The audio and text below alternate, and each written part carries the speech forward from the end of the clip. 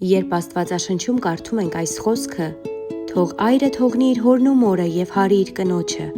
շատերը առաջին պահին կարծես զարմանում են։ Ինչպես է Աստված, որ պատվիրում է պատվիր հորդ ու մորդ, հիմա ասում թող։ Բայց իրականում այս խոսքը հակասություն չէ, դա մեծանալու, հասունանալու և նոր կյանք ստեղծելու հրավեր է։ Աստված այստեղ ոչ թե ծնողներից հրաժարվելու մասին է խոսում, այլ նոր ճանապարհի մեկնարկի։